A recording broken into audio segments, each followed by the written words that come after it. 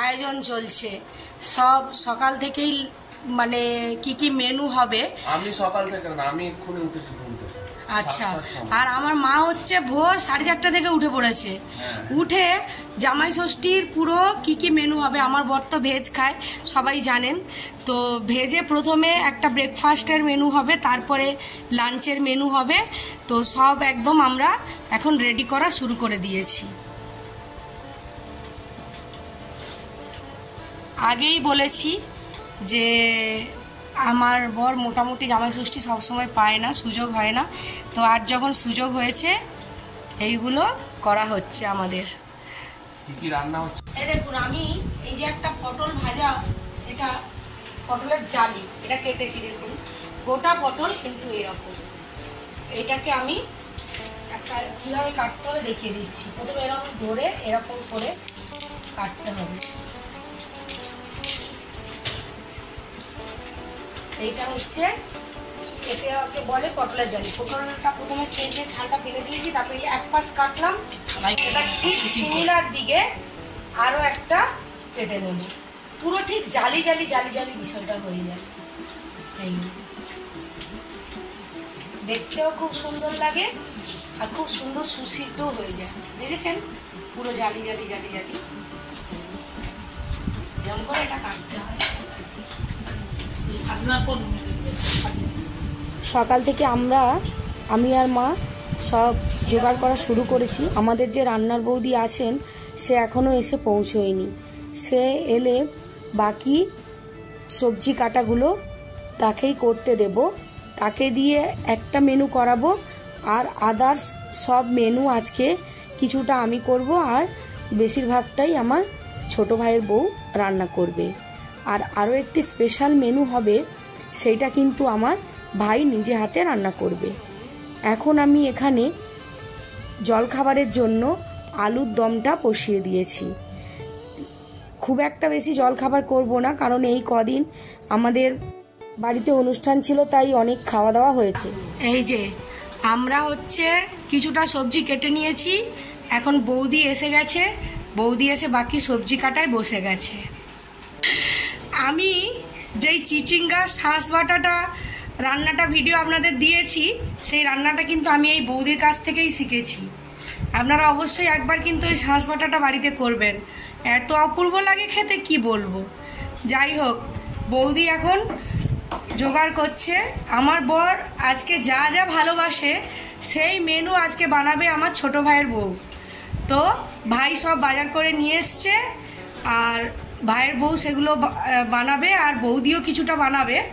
তো যাই হোক, এখন বৌদি সব রেডি করছে। আরেকটা নতুন মেনু থাকবে, যেটা পরে, সেটা হচ্ছে স্পেশাল। ওটা পরে ভিডিও দেওয়া হবে, এই ভিডিওতে দেওয়া হবে না।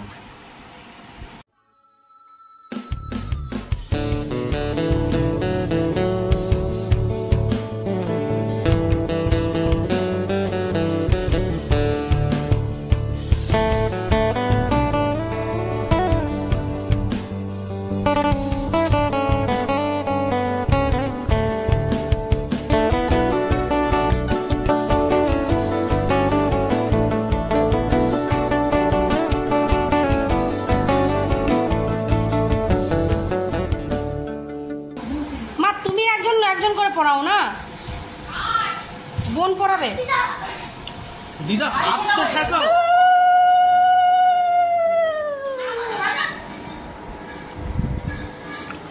বাবু ভিডিও কর। তুমি তা বলে সামনে দিয়ে চলে গেলে। কি মুড়ি?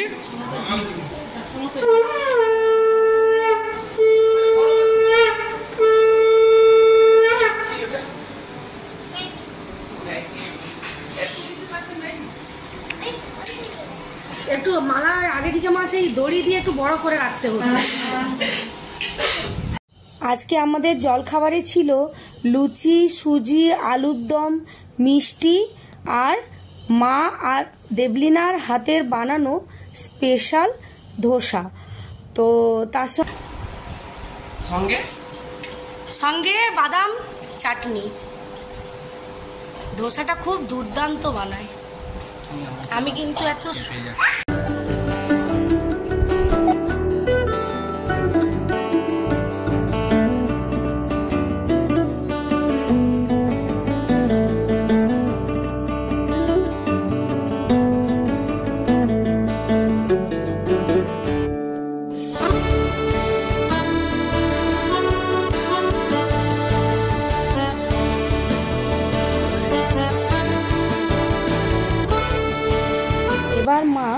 জামাই ষষ্ঠীর অনুষ্ঠানটা শুরু করে দিয়েছে।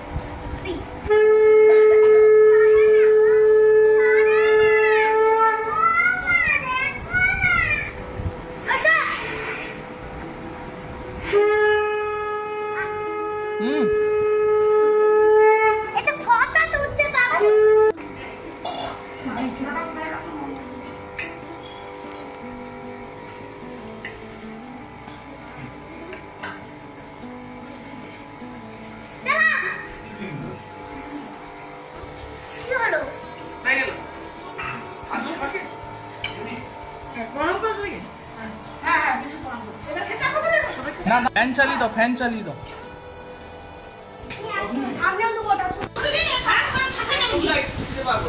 একটা খাও, একটা।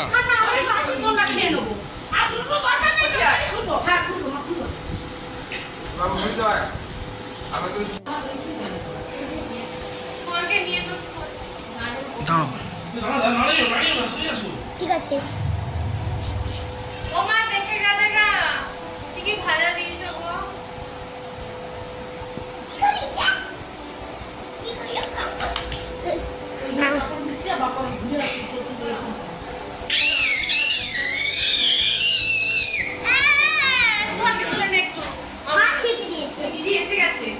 দিদি দেখে যাও।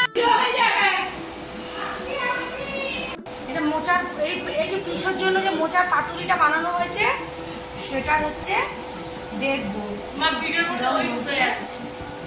হ্যাঁ, আসুক না।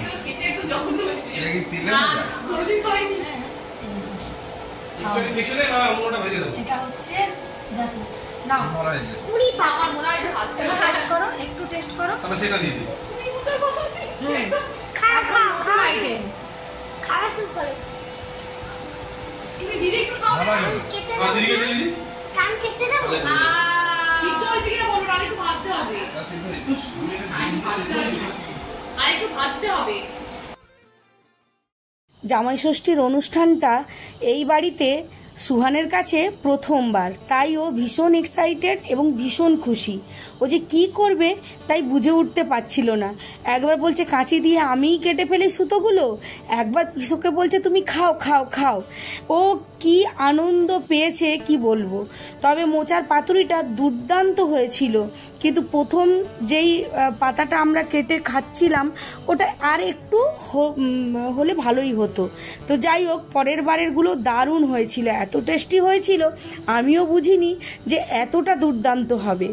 তো এরপরে ওদের স্পেশাল মেনু ছিল কলা পাতায় বসে মাটনের ঝোল দিয়ে ভাত খাওয়া, এটা আরও স্পেশাল।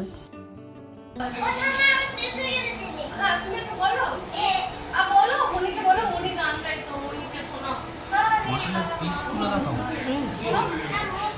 এই পিসটা তুলে মানে কেটে খা। বাহ, একদম সুন্দর সেদ্ধ হয়ে গেছে। এবার খা, একটু খেয়ে দেখ।